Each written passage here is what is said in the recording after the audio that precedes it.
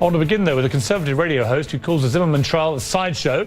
Larry Elder is the host of The Larry Elder Show on KABC and also the author of Dear Father, Dear Son, and he joins me now. Larry Elder, welcome to you. Welcome. Thank you very much for having me. I appreciate it. You've been pretty scathing about my interview with Rachel Jeantel. Why?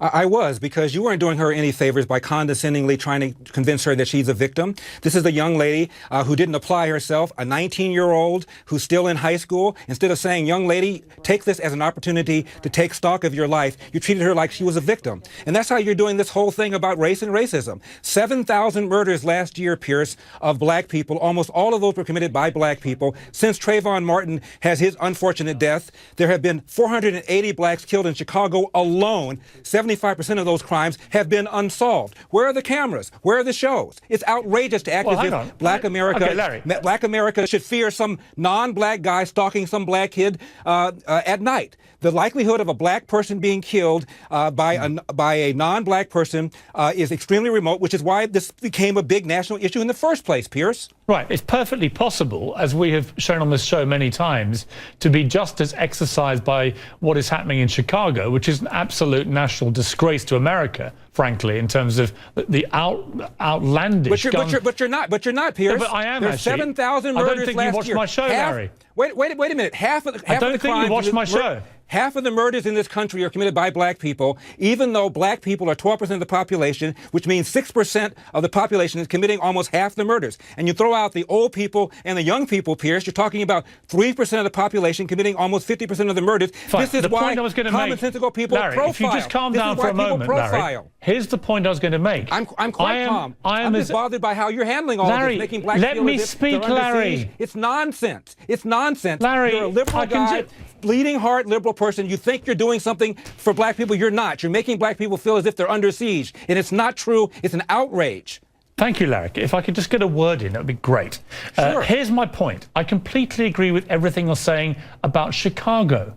All right, let's just get that on the table. I've been saying this repeatedly on this show. It's a disgrace what's happening in Chicago, particularly with all these young black teenagers killing other young black teenagers. And the president and people down have to deal with it. But let's get back to the Zimmerman trial. Let's get back to my interview with Rachel Jeantel, because you tweeted some ridiculous things. You tweeted at one stage, would I like Rachel Jeantel to fly my plane? Why would you say that? I'll tell you why I said that, Piers. I'll tell you why I said that. Because after you interviewed her, you condescendingly went on television the next morning and called her one smart cookie. Bull. Why don't you hire her as a nanny? Let's see how smart she is. It's a condescending kind of thing that a lot of white people say to black people. I think you're stupid for saying that kind of thing to try to get black people. That wasn't my question. That race and racism. Do you think Rachel Jeantel is when it doesn't? Do you think she's stupid, Larry? Racism is not a major problem in America anymore, Piers. Racism is not a major problem in America anymore. The number one problem facing black people are the large number of black people born outside of wedlock. 75%. In 1960, 5% of all people in this country were born outside of wedlock. Fast forward, Piers, the number now is 43%. You look at that for crime, dropouts, all that kind of stuff is connected. The other big problem facing black America, Piers, is the economy. 1 in 2 black men does not have a job. And one of the heads of the Congressional Black Caucus once said, if a white person were in the White House, we'd be marching on the place because of the high unemployment. But we're talking about Trayvon Martin and George Zimmerman as if it's the number one problem facing black America. It isn't even remotely on the top 10 list. Okay, Larry, this isn't a sort of competition to see who can be the greatest filibuster in my show's history. I'm not trying to filibuster. I'm just trying to make some common sense. I'm not hearing on your show. Let me just get back to the question I asked you and see if you can actually answer the question. Do you think that Rachel Jeantel is stupid? I think that I would rather have a George Zimmerman living in my neighborhood, and maybe if a George Zimmerman were living in my neighborhood, we'd have fewer Oreo Castros. I thought we wanted people to be proactive. I thought we wanted people to see something, say something. I know, I'm answering something different that ought to be answered. Could you just answer my question? George Zimmerman like he's some sort of criminal. He's not a criminal. He's George a guy Zimmerman who cares about his neighborhood. Shot dead an unarmed He's a guy who cares teenager. About his neighborhood. He's a neighborhood watch guy. Don't you want people who are proactive? And there was crime in that neighborhood, Piers. I live in South Central. There wasn't crime from Trayvon Martin in that neighborhood. The burglar bars are not on there because of George Zimmerman. They're on there because of the minority of thug in the community that's messing up everybody's image and reputation. This is why people profile. Instead of being angry at George Zimmerman, be angry at the minority of the thug who's committing these kinds of crimes. Okay, if I could jump in again. So just to clarify, though, Trayvon Martin wasn't committing crimes in that neighborhood, was he?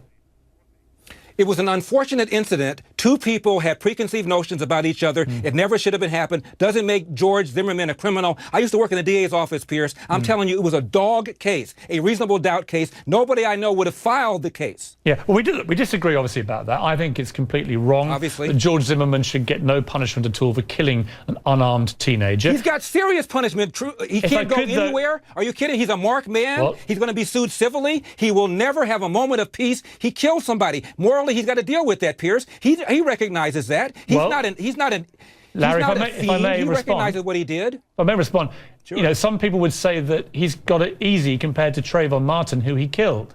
So much as people feel sorry for George Zimmerman not being able to lead the life perhaps he wished he could, at least he can lead a life. At least he can lead a life. Wouldn't it have been nice to have had a George Zimmerman in Cleveland and maybe already? I don't want George Zimmerman doing my neighborhood watch patrol. No, I don't. 10 years, I don't. I've got 3 teenage sons, Larry. I don't feel comfortable having somebody like George Zimmerman marching around as wannabe vigilante, armed with a gun, potentially killing my kids as they come home from a store with a bag of Skittles and a can of soda. No, I don't. I don't feel comfortable. You live in a wealthy neighborhood, gated community, plenty of security. You don't have to worry about that. Live in South Central. Come down to South Central sometime. See what's going on down there. They're not worried about George Zimmerman. They're not worried about Mark Furman. They're worried about the thug down the street coming from a single-parent household. And that situation has been created by the left-wing people like you who feel sorry for people, and therefore you want government to take care of them. If you think government is the way to happiness and prosperity, go to an Indian reservation sometime and see how they're living. Okay, Larry, I do feel sorry for some people. That is true. I wasn't aware that was a terrible offence. But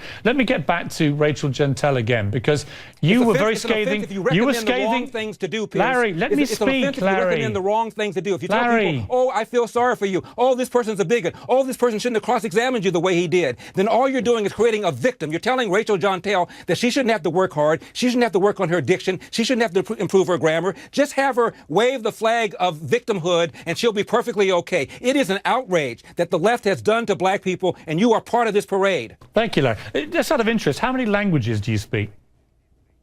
I don't speak Ebonics as well as Rachel, if that's what you mean. No, how many languages do you speak was the question. And the relevance of that is what? You don't think she's a smart cookie. She speaks 3 languages fluently. How many do you speak? Oh, really? You think she's a smart cookie? So you want to bring it back to Rachel. That's not what we're talking about here. I think you've been... I want to bring it back to Rachel because that was why I booked you, Larry. How you treated black people like children to whom the truth cannot be told. Rachel Gentile needs to get her act together. If my mother were alive, she would say, how dare she speak like that? Do you know her educational background, Larry? When I was in the 3rd grade, I know how she presented herself on the jury. Larry, do you know her educational background or not? People evaluate you based on the way you express yourself. Larry, do you know her educational background? This woman, this young 19-year-old black woman that you are eviscerating for her lack of intelligence, do you have any idea about her background? Why don't you hire her if she's so sharp as a co-host? That wasn't the question, Larry. She's one smart cookie. Do you Why don't you hire know her educational background? Yes or no? I know how she came across on the jury. That's all I need to know. That wasn't my question, Larry. Do you know anything? Why are we even talking about this? Because actually, I think it's relevant. Let's talk about something. Let me enlighten you, Larry. I booked you to talk about Rachel Gentile. Black America. Yeah. Let's talk about whether or not white racism is a major problem for Black America. It is not. You are implying that it is. It is not. As we speak, there's a guy in prison right now in Phoenix, a black guy in an SUV with his fiance, killed a Hispanic who cut in front of him. Larry. He wasn't arrested right away. Had the Hispanic family not agitated, the guy may never have been arrested. Where are the cameras? Larry. But you have some white guy do something or some non-white guy do something to a black person, we want to march on Washington. Larry, let me just... Piers. You ought to be ashamed of yourself. Larry, thank you. If I could just bring you up to speed on Rachel Gentile, this woman that you think is so stupid. She actually suffered from... I didn't say stupid, you did. She actually suffered. We checked this with her lawyer today before I interviewed you, because this is why I booked you, of course, even though you're trying to pretend now this is the last thing you want to talk about. That is why I booked you. Rachel Gentile, when she was young at school, had a lot of time off school and fell behind because of illness. That was why she wasn't able to go to school. She was actually doing very well. She was at B grade at high school until her great friend Trayvon Martin was shot dead by George Zimmerman. Wait a minute. I haven't finished. She sounded to you like somebody you want to hire in any kind of capacity? Her grades have since slipped to 2-something because of the stress that she suffered, understandably, from the death of her friend Trayvon. She's now been offered a chance by Tom Joyner and his people from his foundation to go to college. She wants to get those grades back up and make something of herself. Why would you? I think that's wonderful, Piers. Why would you be so scathing about Rachel Gentile and so patronizing to a young woman who's clearly been through an appalling ordeal and who, when I interviewed her, I found to be a smart cookie, like I said. I found her to be fun and warm, engaging, street smart, and clearly from her educational background, nowhere near as stupid as you like to think she is. Once again, I never used the word stupid. You did. She was the most important witness in a murder trial. It was she was standing between George Zimmerman and 30 years in jail, and for you to act as if she was somehow abused by Don West, whose job was to make sure his client didn't go to jail, is outrageous. And as far as education is concerned, I applaud Mr. Joyner. He's done a lot of work in the black community for education, and I would recommend, Piers, that we do something about the 50% dropout rate in the inner city and about the fact that President Obama opposes allowing parents to use vouchers to get their kids out of bad government schools and into a better school so they can have a possibility to get to the middle class. That's what we ought to be talking about here, instead of some aberrant situation like George Zimmerman going to sit somebody that he thinks is suspicious, and they have an exchange, and there's an unfortunate death, as if somehow that's some sort of indictment of America, and black people should look over their shoulders every night and act as if some white guy is going to jump out of a bush and get them. It is outrageous. Hard work wins. Get an education. Don't pay attention to negative people, and stay focused, and you'll be okay in America. That's why most of the people in the world want to come here. That's why you want to come here, Piers. Thank you, Larry Elder.